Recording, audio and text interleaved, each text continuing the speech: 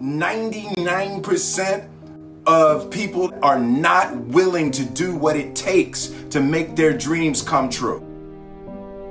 The Marines have a saying, everybody wants to go to heaven, but nobody wants to die. The center of bringing any dream into fruition is self-discipline. Something as simple as food and eating. It's not about your body as much as it is about your mind. It's getting command of your mind to be able to choose actions that are in your own best interest. Every day we are choosing that's not in our own best interest.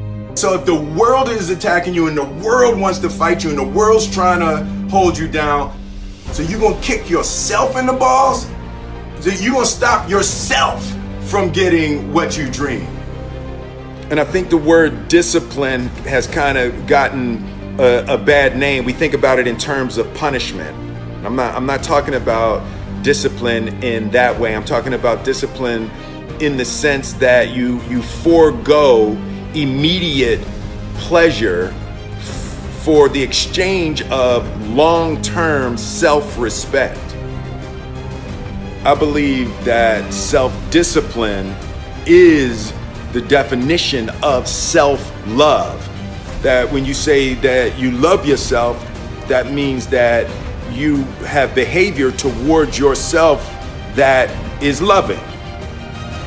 Self-discipline is the center of all material success.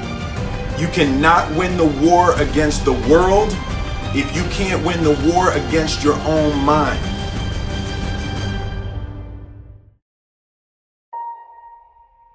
Self-love is when you say to yourself, oh, man, look, I know you and that girl got a real connection. I know y'all vibe, but that's your girl's cousin.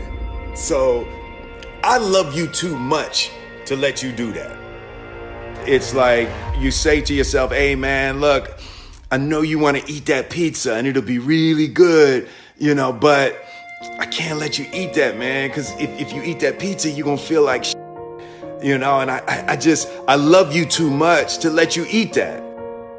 Self-love is, hey, look, I know you got a test on Monday, and I know you really want to go out with your friends. It's Saturday night, you want to go out, but if you fail that test, you're not going to feel good about yourself. I love you too much to let you go out tonight. Self-discipline is self-love. If you want to be happy, you have to love yourself, which means you have to discipline your behavior. The road to sustained happiness is through disciplining your behavior. We tend to base our self-esteem on what other people think. And that's not really self-esteem. Self-esteem is supposed to be how we feel about ourselves. And I was just saying how dangerous it is to allow other people to determine how you're going to feel about you. And it's kind of like looking into a broken mirror. You're going to look in a broken mirror and then change your face to try to look good in this defiled, busted, broken mirror. And it just, other people's opinions is a really way to determine how we feel about ourselves.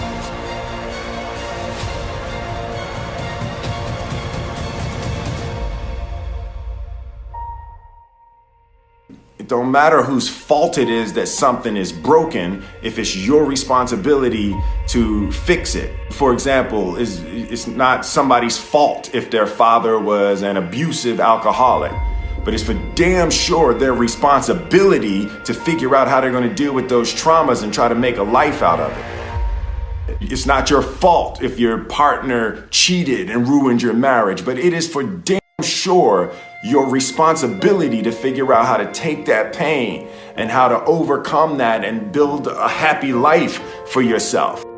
Fault and responsibility do not go together. It sucks, but they don't. When something is somebody's fault, We want them to suffer. We want them punished. We want them to pay. We want it to be their responsibility to fix it. But that's not how it works, especially when it's your heart.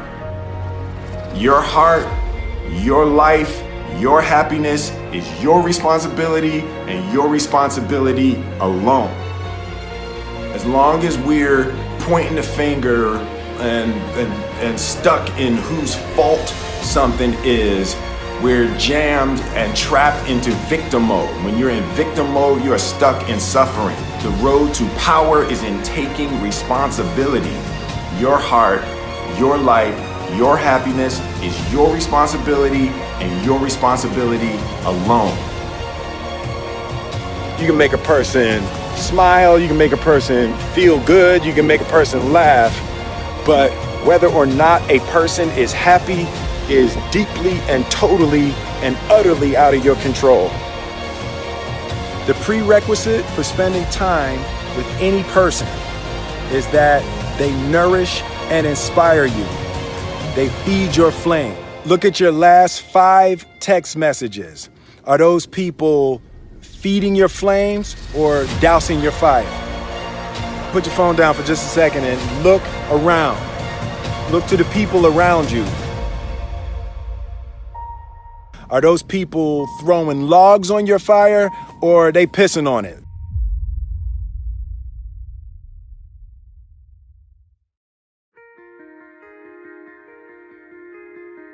I want my life, I want my work, my family, I want it to mean something. And it's like, if you are not making someone else's life better, then you're wasting your time.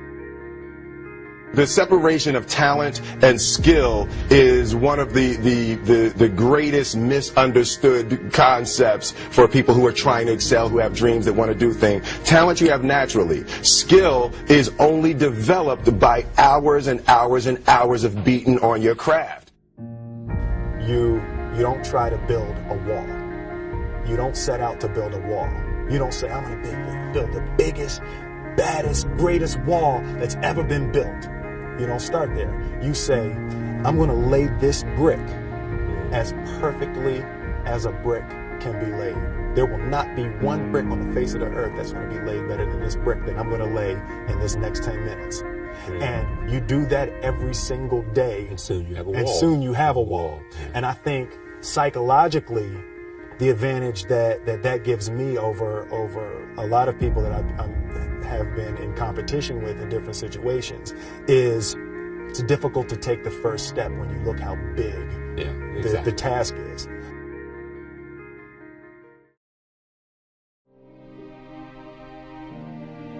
The definition of who I am is very clear to me, and it also redefines who I want to be, in that I know for a fact that I'm stronger than I thought I was. You know, you can't help but ask yourself the question, what would I do if I was in Muhammad Ali's shoes? I'm motivated by fear. I hate being scared to do something. And I think what developed in my early days was the attitude that I started attacking things that I was scared of. Why were you scared in your bed the night before? What do you need that fear for? Just don't go. Why are you scared in your bed 16 hours before you jump? Why are you scared in the car? Why could you not enjoy breakfast? Fear of what? You're nowhere even near the airplane. Everything up to the stepping out, there's actually no reason to be scared. It only just ruins your day. You don't have to jump. And then in that moment, all of a sudden, where you should be terrified is the most blissful experience of your life. And God placed the best things in life on the other side of terror.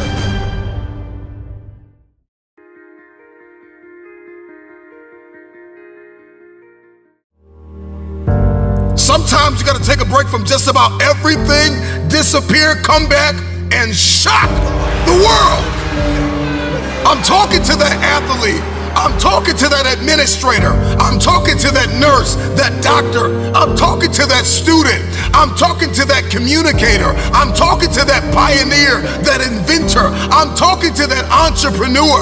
I'm talking to that preacher. I'm talking to that person who refuses to stay where they are.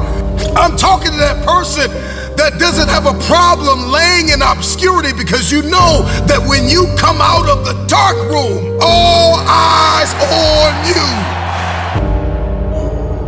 We live in a culture of busyness, distraction, and noise. And sometimes the only way something's going to change is if we disappear. Sometimes you gotta delete the app. Sometimes you have to walk away.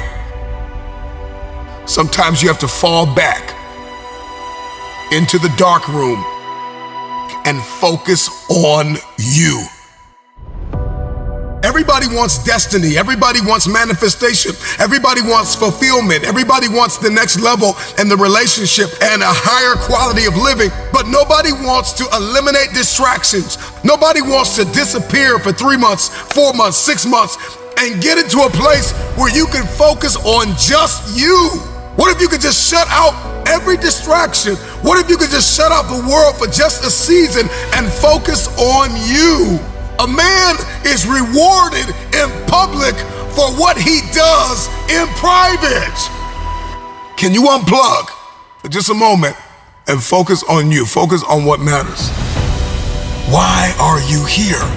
What is your destiny? The reason why you don't see it, the reason why it has not manifested, the reason why you are so frustrated is because you have not been willing to forsake all that you've been called to forsake and to follow through behind closed doors. Sure, you can talk about it. Sure, you can plan it. Sure, you can write it down.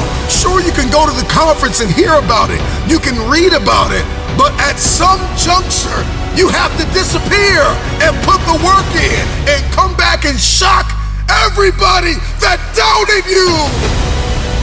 I'm talking to that man, that woman, that boy, that girl who feels the fire in their belly. It's time for you to shock the world. You may have to sleep in your car. You may have to go without food. You may have to bounce around from couch to couch. You may have to sacrifice like nobody in your family ever has. But can you do it behind the scenes when nobody's looking, when nobody's watching, when nobody understands the measure of passion that you carry? Can you keep going? Don't stop. You're right there.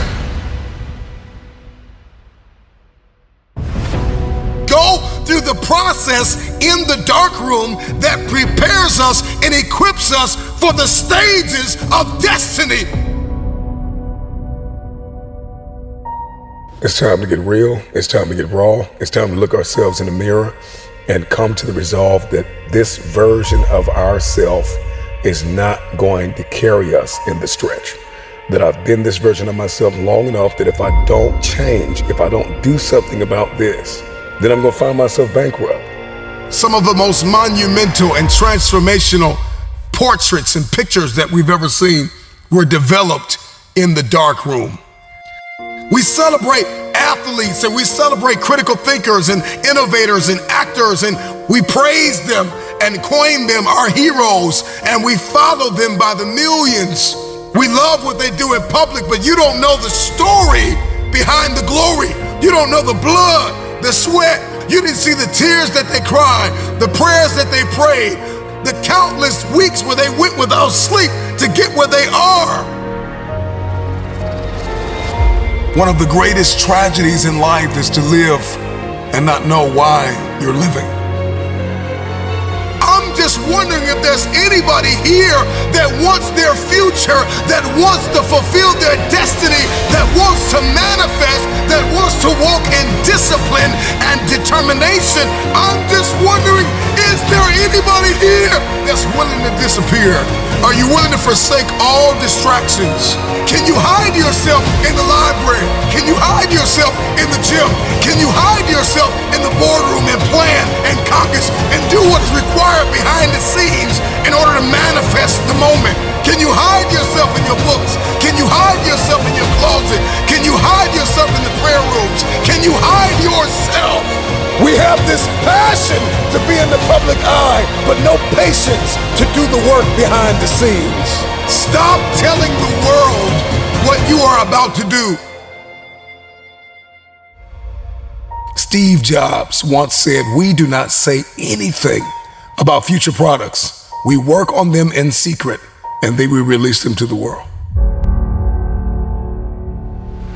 If you are inspired by this video, like, share, subscribe to this channel, and follow our Lessons of Life series for more inspiring experience.